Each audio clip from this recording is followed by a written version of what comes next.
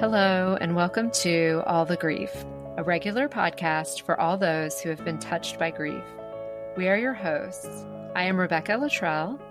And I am Andrea Mathern.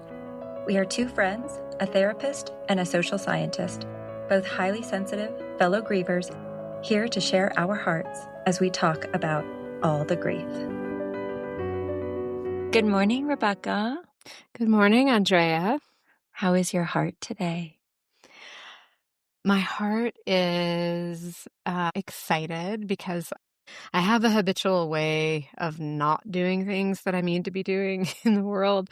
And so, and you know this because I complain about it all the time, but I went ahead and instead of arguing with myself yesterday, made the best use of ChatGPT that's ever happened and argued with ChatGPT about why I'm not motivated. And it was really helpful. And so it was more around just feeling like strength training needs to be a part of my menopausal existence. And there's no negotiating that anymore. But my brain keeps thinking like, no, we can negotiate that.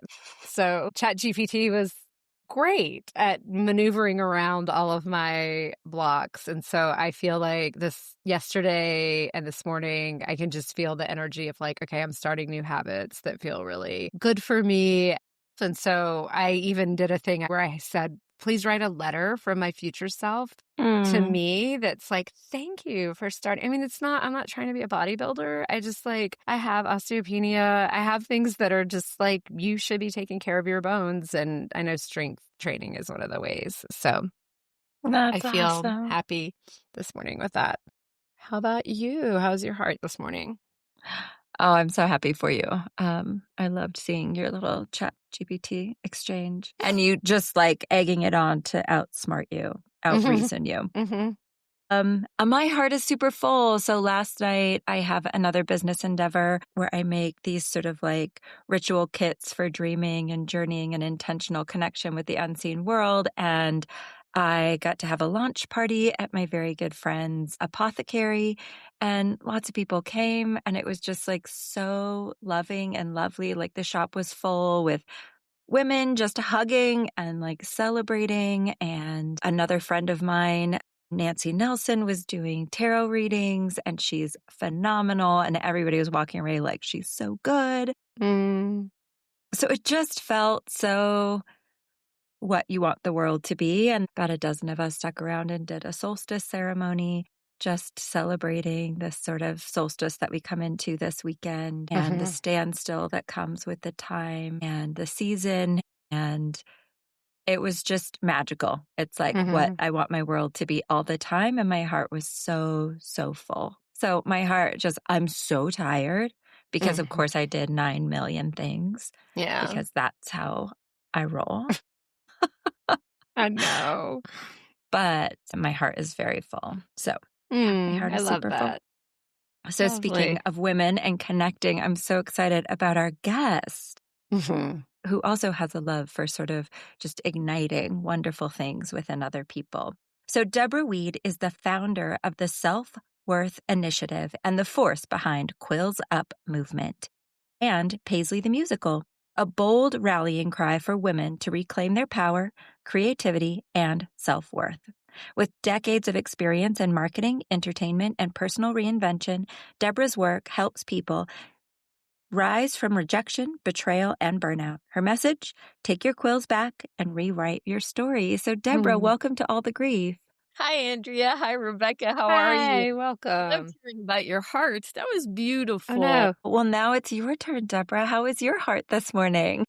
Well, my heart is mixed. I'm working towards something so happy, and I'm also realizing that I myself haven't taken the time for grief of my husband of 33 years. So it's like a really interesting mix where I have this dream, I've been working on stuff, I'm excited, and I'm in the midst of geez, this feels like walking in quicksand. This is really interesting. You know, how do I get through this to the other side? Yeah. And I've been here before. So it's such an interesting thing with timing. So I guess my heart is full, and it's actually going out to any person out there who's feeling grief. I Mhm. just want to give them a big hug. I wish I could give them a cup of tea, just hold their hands. I get it. Yeah. Thank you, Deborah. We understand all of that so much, the complexity of grief and being able to navigate it while your life continues to unfold. It's really a tender time. Well, we have so much to talk about, but let's start with your grief origin story. We're asking about that moment when grief sort of flipped their world upside down, a sort of before and after moment. So when you think about your grief origin story right now, in the midst of some really heavy grief, what comes to mind? Well, everything started where I was the director of development for Citibank, 19 branches, corporate, and I had worked on a $26 million pavilion Mm. with Disney and Universal consultants. And that was like really exciting because Yeah. a pavilion is like, it's a small world after all. So it's a big, big deal. And I thought my life was absolutely positively amazing until I started getting these really rough symptoms of tremendous pain. The pain was off the charts. I could hardly move. It felt like I was giving birth every day. Mm. And weakness that was just unbelievable. So you're thinking when things are going so well, why is this coming to fruition? So like any person out there, I went from doctor to doctor looking for the answer. And it's Yeah. so interesting because the more that I think about it, the more I think I was really looking for a doctor to give me permission to live. I know that might Mhm. sound like a really interesting or a funny thing, but if they can diagnose you, then they can give you the tools to move forward. Mm, But my situation, that did not happen. It kind of went the opposite direction. I Mm. went to the first doctor and he said, I think you have MS. I think that it's in your brainstem and they won't know until you die. And it's like, okay, what do I do with that? And he's wow. like, well, there's nothing that can be done. So being an overachiever and wanting my life back so badly, I went to the next doctor. And the next doctor said, I think that it's Lou Gehrig's Mm. and there's nothing you can do about that. Anyways, I kept on going from doctor to doctor to doctor, looking for a savior, looking for somebody Mm, to truly help me. And they were giving me either scary prognosis or saying it was all in my head. But Mm. the pain, the physical pain that I was feeling was so off the charts. I knew, I didn't know how to navigate this. So what ended up happening is I ended up being bedridden for 3 long years without Wow. a solution and all this imagination of all these things that doctors had told me and not knowing what to do with it. Mm. While I was in bed, at first I think that talk about grief or being distraught, it just takes your breath away Mhm. because all I wanted to do was make a difference. Now, during that time, a couple of really interesting things happened. One being that I had to learn about self-worth and self-esteem to realize that they're not the same thing. Mm. Self-esteem is like if I'm doing something great and I can come to you guys and go, look, I'm working on this $26 million pavilion. That's self-esteem. But self-worth, when everything is gone, when nothing is there, it's what you believe about yourself. And it's so interesting because when you don't have a diagnosis and when you don't have support from your family because you don't have a diagnosis, when all these things are crumbling, it's very difficult to get self-worth Mhm. because you don't even know how to go about that. The other thing that happened is I have a Yoda type dad who kept on giving me all these wonderful tools and stories that are so rich and kept me going in the midst of all that craziness. well, I mean, I have so many questions. One, we have talked to other people who have had people with chronic illness or severe illness and our sort of relationship with the medical community, with especially like in our culture where sort of doctors hold a certain prestige. We believe them to have knowledge sort of above and beyond and have the answers. And so I'm just curious as you were navigating this and you were not, maybe, I don't know, not liking, not trusting the answers that you were getting. I mean, you were told, like, I think it's ALS and there's nothing you can do. And you said, I'm going to go ask someone else. I mean, were you trying to get confirmation so that you could really know what you were dealing with? Or were you like, that doesn't resonate with me. I don't think that's what that is. So how are you navigating those earlier diagnoses? Well, it actually was very difficult because I guess I was looking for, this is what it is and this is what the solution's going to be. I'm going to give you something.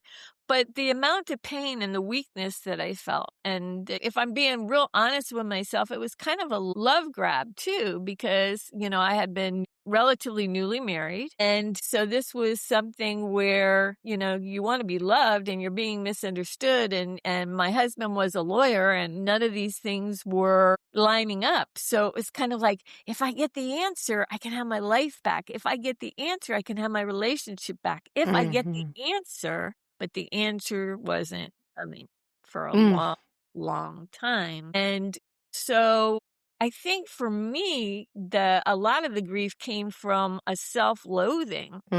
It's not like you can fit this into anything, but I knew something was desperately wrong. But this was the beginning of all that stuff. And it was actually creativity that saved my life. When you have nothing left, sometimes there's like something in you where you feel unfinished. You have a message to tell. You have creativity flowing through you. It becomes somehow in a strange way your purpose. And to this day, that is kind of like where it started. It's not where it's ending, but it's where it started to kind of motivate and flip me to realize that creativity is divine inspiration. I mean, I remember, and I don't know her name, but the one who wrote the movie about the horse, Seabiscuit. I think that she had like chronic something. She couldn't get out of bed for years and years, but she stayed in bed just typing away that screenplay, and then it became like a huge success. So even though she was stopped in every which way physically, there was something that was still being channeled through her. And that is like such an inspiration and such a thing that can carry all of us.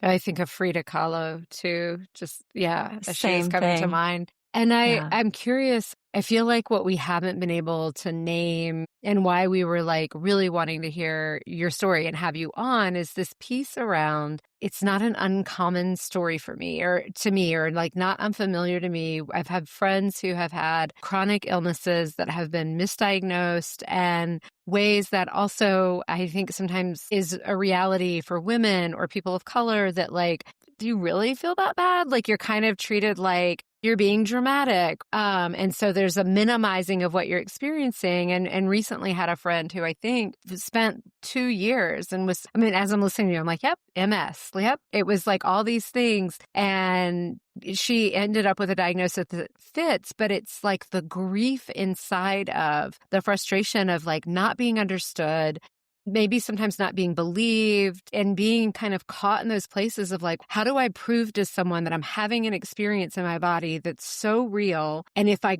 could push through low energy or pain or whatever, like I would do those things. I can't. And even the professions that we're trusting are not giving me an answer that starts to move me towards, I like the way you describe it, like reaches for love, reaches for like, I will live, or here's how I will live, or here's a treatment. So I just kind of wanted to name that for people who might be in that it's real, and sort of how you might have, the self-worth piece feels so important, but working with maybe feeling not believed or feeling minimized in your experience, if that was true for you as you were. Yes, Rebecca, that was the worst part. I think that, I've seen people go through physical stuff where other people rally and they're able to walk through mountains. But when your support system, when everybody around you starts to question you because you're not getting any solid answers from any person, Right. not knowing what to do with that, that's the worst.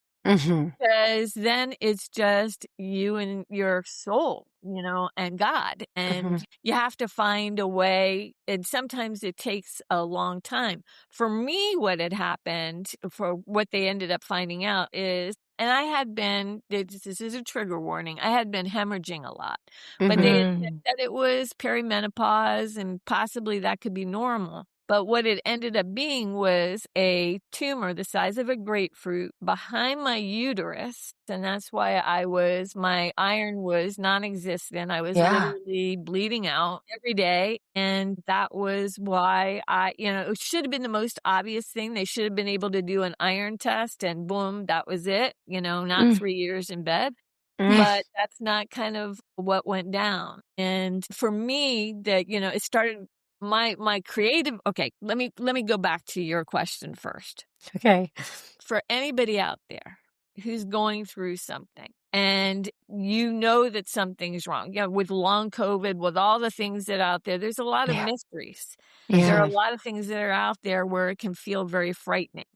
If you can have a support system, oh my gosh, that is like the best and amazing. However, if you can't have a support system, just know that from a self-worth standpoint, you still carry a jewel. You still carry something absolutely positively amazing.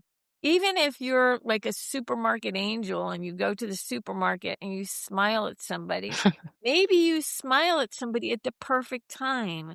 And that person goes away and goes, God, how did they know I needed that right at that second? Something happens, it's not, I don't know that it's a punishment. Sometimes I think that some of us have said, okay, bring it on so that I can shine brighter, so that I can hold more compassion.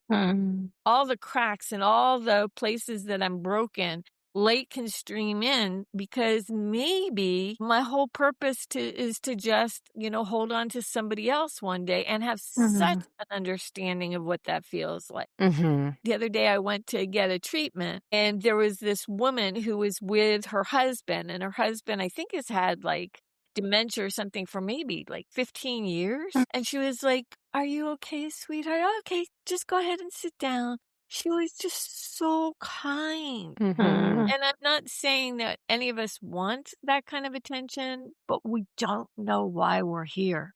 So we go for something big, but then sometimes, again, we get sidelined for reasons that we don't understand. And it's like, wow, all I want to do is make a difference in the world, but maybe our life example is the difference. Yeah, I love that. Yeah. I love that. Yeah, I remember you said something like, okay, bringing it on or something. And I remember sitting in a therapy office, it was sort of like I had been through all these really challenging events in a short period of time. It was like a 2-year span of just grief and intensity. And I had found, a lot of my own resilience within that and a very clear purpose in the world. But I was like, okay, fine, just bring it on. And she was like, how about you start saying, gently. And so I was like, oh, I like adding that. You're right. Like sometimes it's really intense, but I love the idea of not even making it like I have to do something huge with whatever, but like offering a smile and just being like a supermarket angel. Supermarket angel. I was like, I love that. I can do that.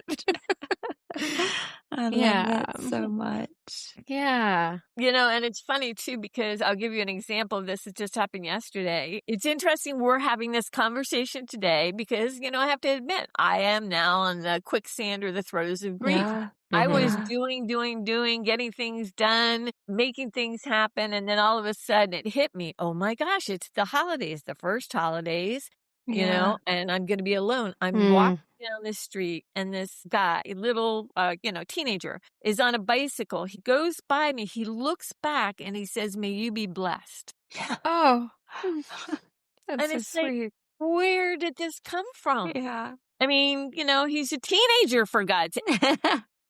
We're just passing in the night. But those kind of things, look for them when you're in grief. Yeah. Because it might be the thing that just keeps you going to the next day if it's really, really rough. Just that one little thing. Yeah, the teen biker angel. The teen biker angel. Exactly. There's so many angels all around. Yeah. Oh, I love that.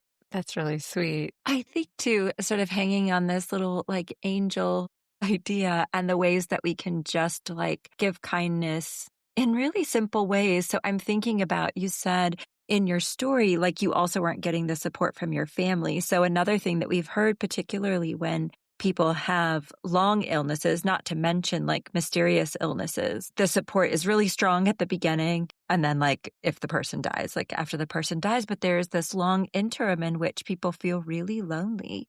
And so I'm just curious and kind of giving people these little gems about how to be our own better angel. What could family and friends and colleagues have done in that interim? I mean, in the 3 years that could have just offered you a lifeline of support. And I'm sure some people did. So what were those things? I didn't have them. Oh, And I wish I had. Of I wish course. that I had. But I had newly been married. You know, I'm with a pragmatic husband who is a lawyer. And if a doctor and then a doctor and a doctor are saying all kinds of things, there's nothing logical about this. And so that was very difficult until he discovered that I had been telling the truth all along.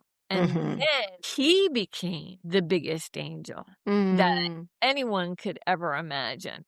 Because I've been challenged with health ever since then. There's a bunch of stuff that's happened since then. And he was there by my side unbelievably. I remember, you know, even recently, I came to him and I said, you know, before he passed away, I said, you know, I feel like a burden. And it was just one of those things where you just really are feeling it. And it's like, wow, I just said it. I feel it. He's seeing this. And he said, no, don't you understand? This gave me the ability to polish my soul. Oh. And the other thing that was so interesting about this is that he, like lawyer, so imagine this, you know. Yeah, it has a posture. Yeah. And he used to be driving me from place to place to place. Now, when I first met him, he didn't want to have anything to do with illness. Like if anybody was ill, it's like, keep me away from this. And all of a sudden, like my father's going through his passing and my husband is actually massaging his feet. Little by little, because he was driving me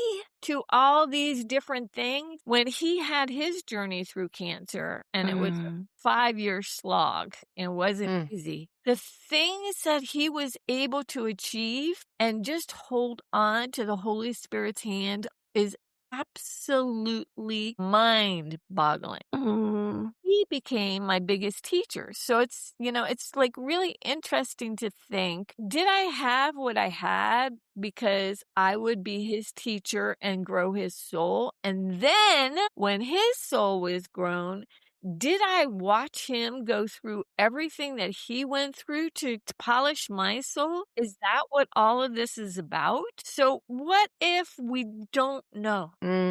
Yeah. I guess that's what I'd really like to share more than anything, that you think you're the burden. You think you're the one bringing things down. You think I'm in grief. You think I'm the problem. But what if we're all here to polish each other's souls? And the only way we can do it is when somebody opens up. And the only way that they can open up is when they're given the opportunity. I love that. And I want to answer a little bit of what Andrea was asking too. I'm curious if this would have resonated for you, because he's like saying no one showed up, and that was really hard to not have that space. And one thought that I have that I saw be really helpful, I have a friend who for most of their life, their parents were like, you're a hypochondriac. I mean, we're just going to keep a list of all your ailments on the refrigerator, almost kind of mocking them. And they got a diagnosis of Lyme disease at some point. But even that, people will be like, is that real? Or, you know, there were ways that they felt doubted in that. And then their partner, at some point, they were talking about a different thing that they were feeling and feeling like, I'm so scared that people are going to doubt me. And like they'd had this life of feeling really doubted. And their partner took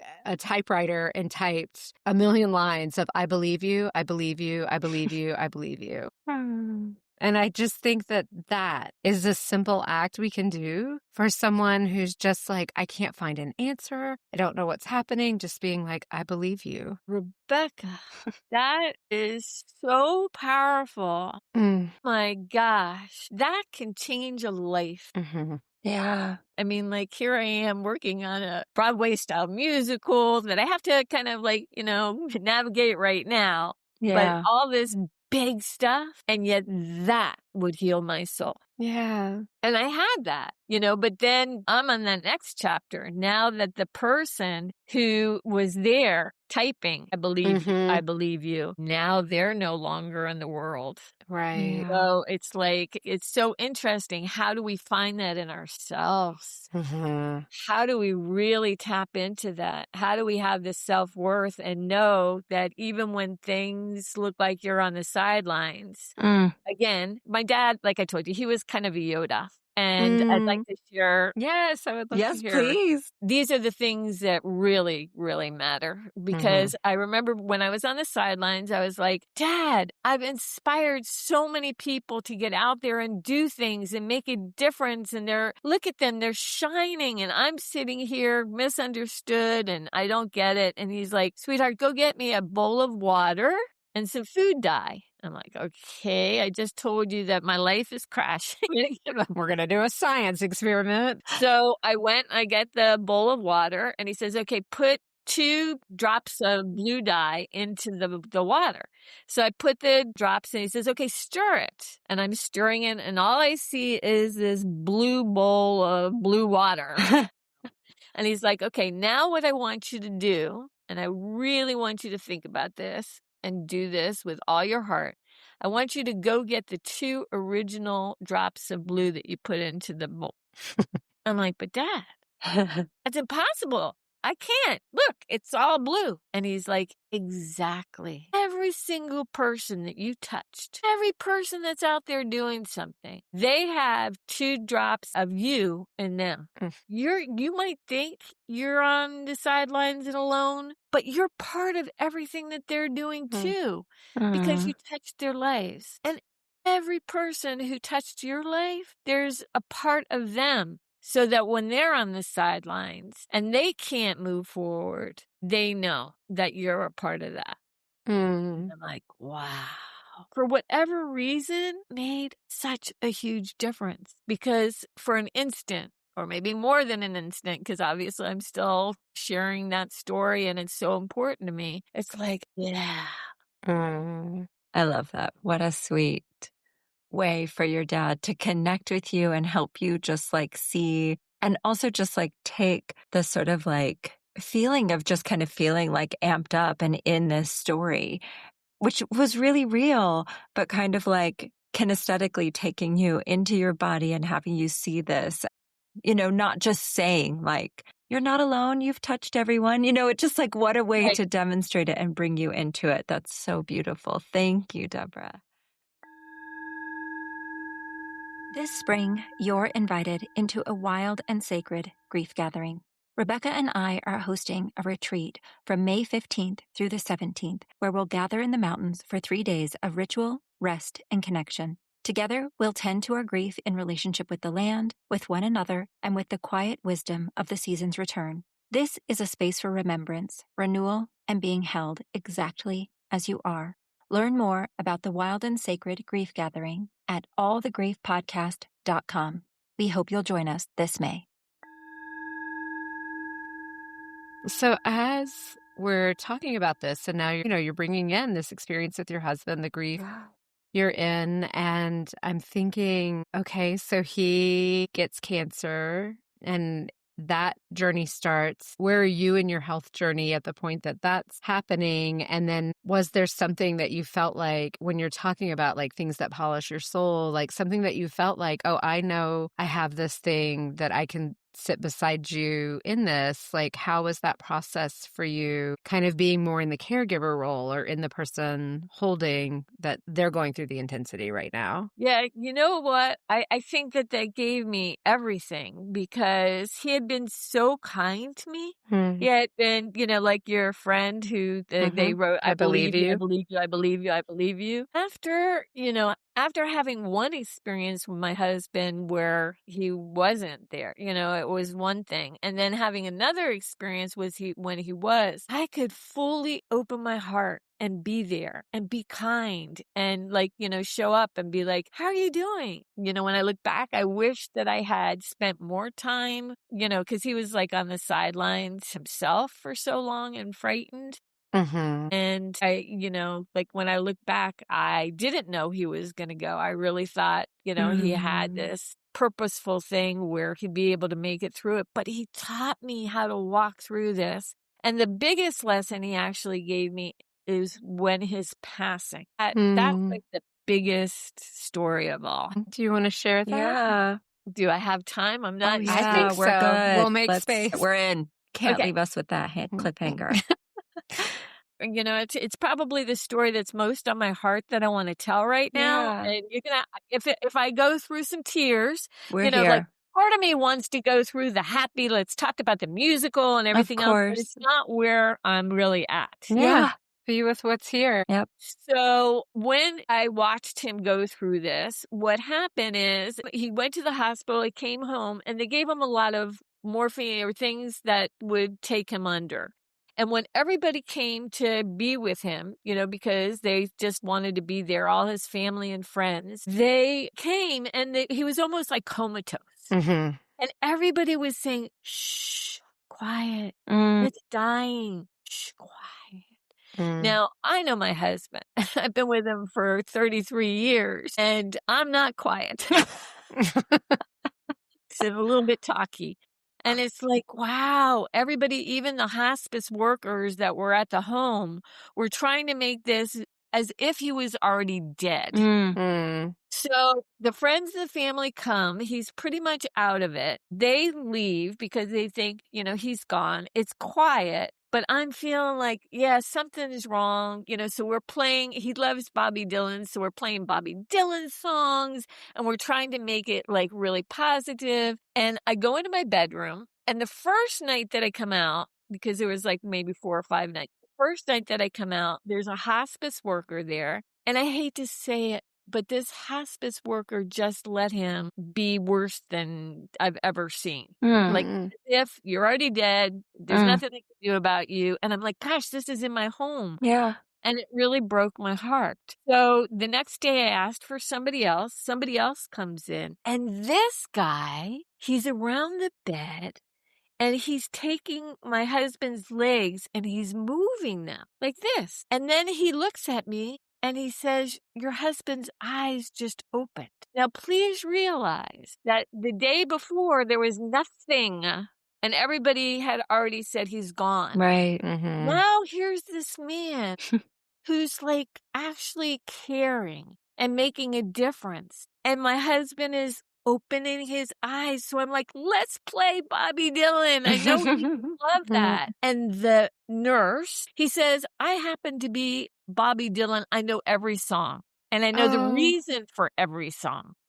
So for 3 or 4 hours, we're playing Bobby Dylan in my husband's hand. It's like he's come back. He's trying to say he loves me, but he can't. But he's trying with his eyes. The guy is just going through and just being so kind and so nice. And so I'm like, can I interview you on tape after? And he's like, yeah, because I'm like, this is incredible. So I'm interviewing him on tape on my video, my camera. And when he was talking about something, I had asked my husband, I said, is your mother here? Because I felt her. And he nodded his head. And there was this big flash of light, like this big, on camera.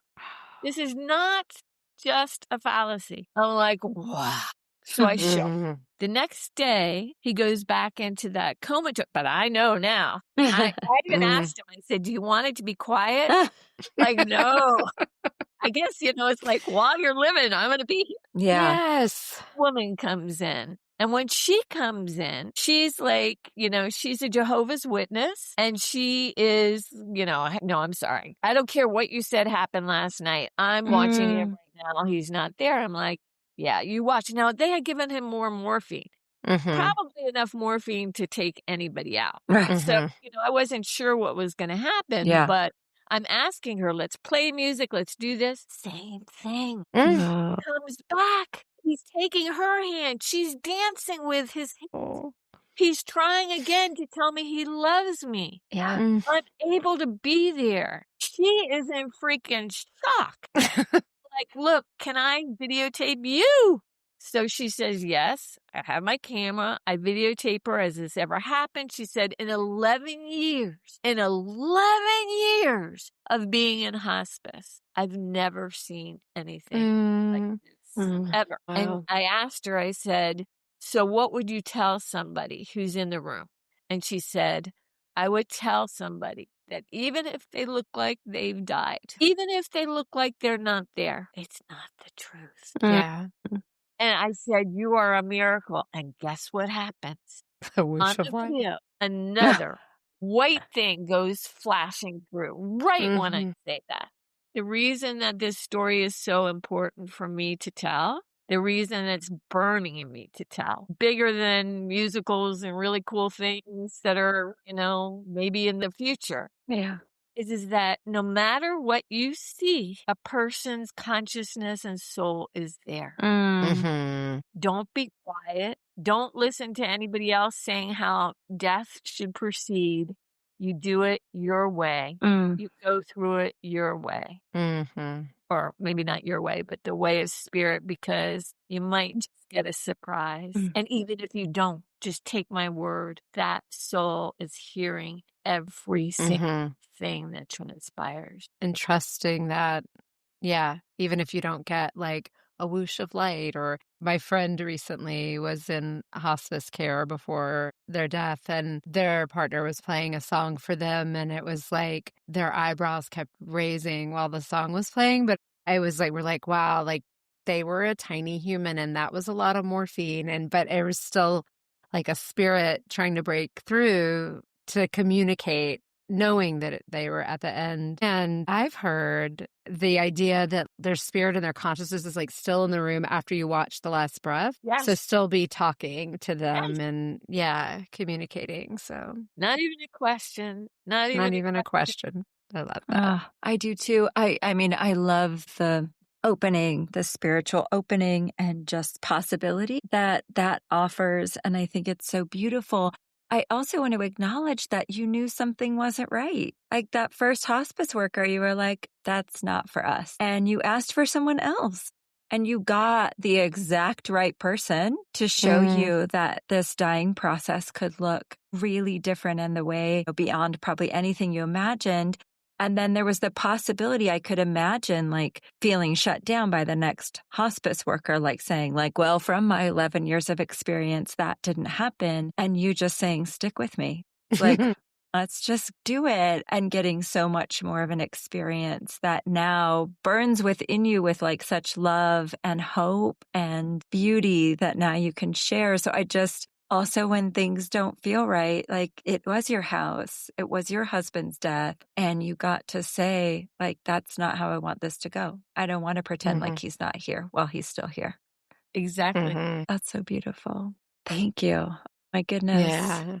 Yeah, I'm glad we made time for that. Me too. That was beautiful. Such a beautiful story. I am curious because I think particularly because of the swooping lights, like, and it is still very close to when he passed. Like it's still very close to his death, but do you feel him around? And I know sometimes like for me, when my dad died, it took a very, very long time for me to feel him because my grief was so just like a thick wall. I was so heavy. My grief was so heavy. And so I didn't feel him for a long time, but I'm just curious if you feel him from time to time. Like immediately, miracle after miracle after miracle after miracle happened. Yeah. He told me what animal he was going to be and saw it everywhere. And things transpired. So absolutely, positively. Until until they, I know he totally transitioned, but yeah. So I don't know what it was, but it was something to still say, I believe you, I'm here. I love that. So in the midst of even your husband's illness, but then it's sort of it moving toward his death, you're also trying to bring something creative to life. So how I know you said, like, I have this really joyous, very different energy, right? Like it's like really colorful. It reminds me of when I look on the website, I don't know, this will tell people my age, but we used to have this show called Zoobilee Zoo. Oh, cute. I know, it was so cute. And it was like, these people almost in like cats like costume, like very Broadway costumes, but they would have like plumage on them. So they were like blue and all these different colors.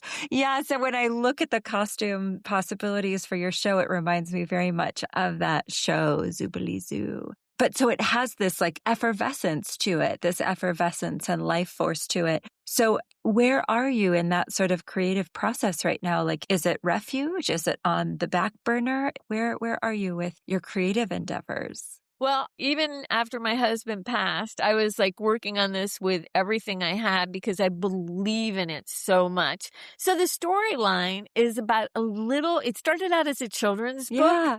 And now I'm turning it into a production.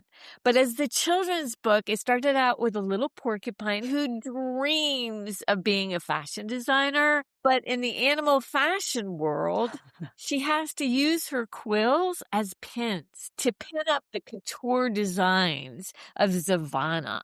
And Savannah is like an over-the-top couture, kind of like Cruella de Vil, who just takes and takes and takes and wants things. She's such a perfectionist. She wants all of the outfits in this fashion forest to reflect her. And she doesn't really care what the models feel, whether they be a plus size model, whether they be, being put into couture things, but want to be a rocker. She doesn't care about that.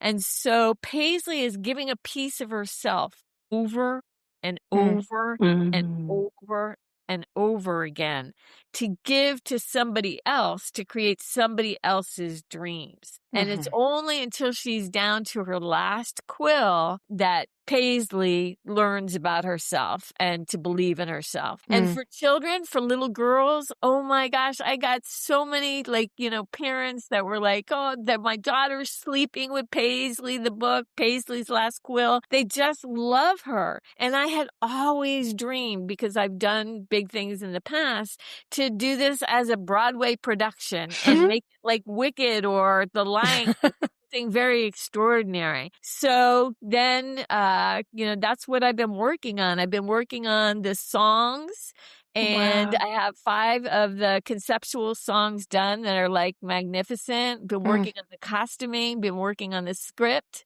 dollars.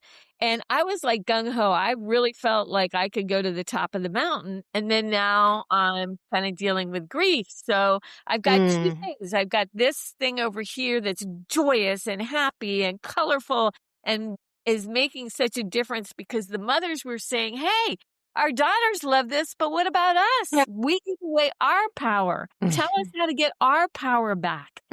And I can do that. And I can do that really, really well. And then, things were sailing, getting so many things done. And then the, grief of my husband not being there all of a sudden, just, maybe it's because, like I said, the holidays, the first holiday, maybe it's because of all that. Yeah. It's just like, wow, that is really, really interesting. How do I be like honest with myself, in an integrity, move forward, but honor the grief? I don't have an answer yet. I wish I did. But one day, maybe that will be one of the things that I talk about, of like, how you, even when you're in the midst of huge grief, how you still have the container, the ability to move forward when you feel like you're out of water. Yeah. And maybe that's a question I can ask you guys. Have you seen answers for that? What do you do when you've got so many of the pieces done, so much excitement, and then grief hits you full force and it's honest? Yeah.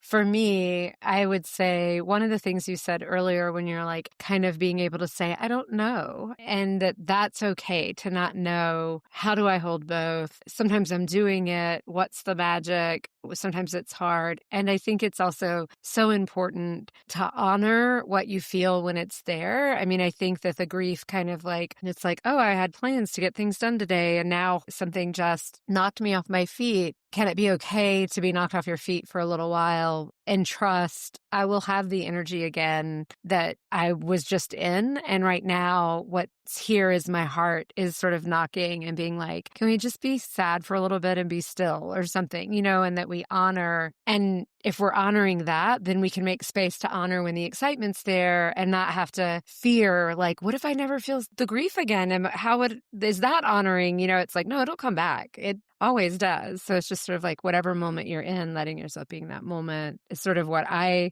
try to trust. And sometimes it's hard because I'm like, but I don't want to feel really griefy right now. And I want to do the fun thing. So sometimes it's just hard. Well, I was thinking about, we get high achieving grievers on this show. It's like our specialty. And one thing, I think there's two ways that it is coming to mind is like one way I think we've heard a lot of grievers who sort of channel all of their grief into whatever endeavor they're doing. So whether that is a book or a podcast or whatever it is, they sort of channel all their grief writing into that space. And for some, and honestly, I think Rebecca would agree. For some, it's really compartmentalizing and maybe trying to avoid their grief for a while. And they're sort of anticipating like, oh, it's coming for me. But I just had to do this thing. I had this thing and it had to come out of me. And for others, it's like a real process. Like they got to know their grief in a different way through the creative process, through writing a book or whatever it was. But the other thing that I think is this unique space that you occupy, I think about some of my favorite Broadway musicals and how there is like a surprise song in there that is really reflective of the artist's experience in life as they were writing the show. And so I imagine that Paisley will get a really beautiful song out of this that's really from that place, that deep well of love and grief. Because in her story, like there is grief. There's this grief of wanting to be something, but sort of only being allowed to be in this space as this giver in this one particular way, and the grief that she felt. And so that's sort of like in my fairy tale of this is just like, just keep your creativity as a tool that's there waiting for you. And when your heart is ready, it will probably come out in a really beautiful song. Oh, I love that. I absolutely love that. I do think that, and you're right, because the 5 songs I've already created, people will say to me, they make them cry. In fact, I have one song that I just created for my husband that's just absolutely gorgeous. That I think that when you talk about grief, it's pretty powerful. Were you a musician before? I just have to ask a question. I mean, I see like Wizard of Oz behind you. Like you just had a deep love for musicals musicals ever since I was a little girl. Fair enough. So no, it's just it's been a process. But when things come, it's kind of like a download and collaboration, and it's just like a whole thing. But it's mainly the vision, it's the storytelling that really matters to me. Because, I want people to feel, I want them to feel all the emotions of what transpires and how it transpires. Yeah. And to really make a difference. Yeah. And I'm learning, my daughter has been in a lot of musicals. And when her first audition, it was like, she just sang Mr. Blue Sky. And they were like, oh, that's so great. And that's not a musical song. Like that, writing a musical song is a really different thing because it's storytelling. Yeah, it's really cool. So I'm understanding those differences now.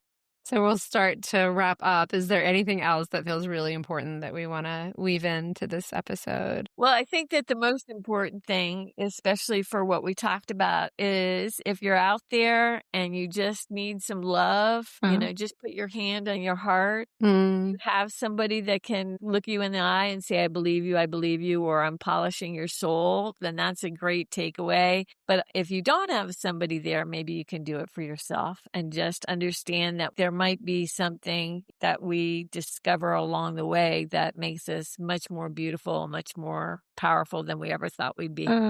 It's why I'm doing the musical. It's why I'm doing the stuff that I do, for sure. Beautiful. Thank you, Deborah. Thank you. So we will check out as we do with just a question of, I think what feels really relevant in the space that you're in, Deborah, is just like, how are you tending to your grief this week? And I'll ask that question of all three of us. And so, Andrea, how are you tending to your grief this week? It's so interesting because it's a tender time of year anyway. The holidays just on top of each other, and my dad's birthday is sort of wedged in the middle there. My family dynamics are just really different. We're not spending the holidays together as a big family, like my little family. We're together. But it's interesting because I feel like I haven't been tending to it with intention.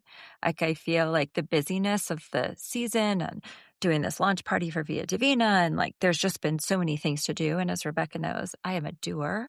I love things to do. So I have noticed, like as you ask that and as I prepare for just the season is difficult for me. I really love the sun. And so really long, dark days are really difficult because I just want to be in the sunshine, that I have just been not tending to my grief and doing to keep me out of it. But as I head toward the mountains of 10 days of like, it's very, very quiet. I know it's going to come up. So I think my admission is I haven't been tending to my grief, and I need to be thinking about how I'm going to do that in the coming days because I can feel it. I can feel the well sort of beginning to rise. So I need to tend to it. And you'll have space soon. Yes, I trust that. Thank you. Thank you, Andrea. How about you, Deborah? How are you tending to your grief this week? I guess just to do self-love, little things that are just sweet. And, realistically, this is going to be the first season without him. Yeah. So I guess I'm just embracing and realizing that this is just part of the process. I don't want to run away from it, so I'm going to allow. Thank you. I love that. Rebecca, how have you been tending to your grief? In the ongoing conversation of my grief of my friend Steph, I sort of had a realization this week. I feel like every week I'm realizing another thing, and I'm realizing, and this is grief. It's just layers, but they were such a public figure, and so they keep showing up in my feed, just old videos of them and things that people are sharing. And I'm recognizing, this is on a very logical level. I recognize on a logical level that what I know of the brain and grief is like, we have to get used to that they're not there. And so the brain's constantly seeking proximity. So when someone dies, we want to wake up and they're still there, or we want to have these things happen and we have to get used to, and they're not there and they're not there. And that part of my brain isn't getting that because it feels like they're there. And so I kind of recognized this week, I'm really having a hard time being in the reality that they're gone because I keep seeing them and hearing them, and I mean, they're everywhere in this moment. And so I have been getting still, like as soon as it's something, they pop up in my feed or there's something, I just like turn it off. And I sit with trying to have conversation with them and with my own heart. Like, I know you're not here, and I see you and I can't see you, like I can't call you. And so there's something that I'm trying to tend to in me that is kind of can be in a fantasy that they're not actually gone, and trying to like turn my heart towards reality a little bit more. So, but it's hard. It's hard because it feels like they're there. Yeah. Yeah. My heart is so with you. Thank you. It reminds me of a conversation we had so long ago with Warren Kozak about like videos and, just things that we have access to that feel so real and alive. And so first you can let yourself go into that space more easily, I think, than times before when they weren't like at our fingertips, to be able to see them, or having even just the world present them to us as if they're online posting, or they're sending you an email. It's a very surreal space. So I feel your heart, Deborah. Thank you so much for sharing your story. Our hearts are with you this holiday season as you navigate this one without your husband. And may you be surrounded by all the little angels giving you whatever blessings you need in that moment. Thank you. Yeah, beautiful. Thank you for listening to this episode of All the Grief. You can find us on Instagram at All the Grief Pod. And please take a moment to rate our podcast and share us with your friends. We'd love to keep expanding our reach to all the people who could benefit from conversations on grief. Take care.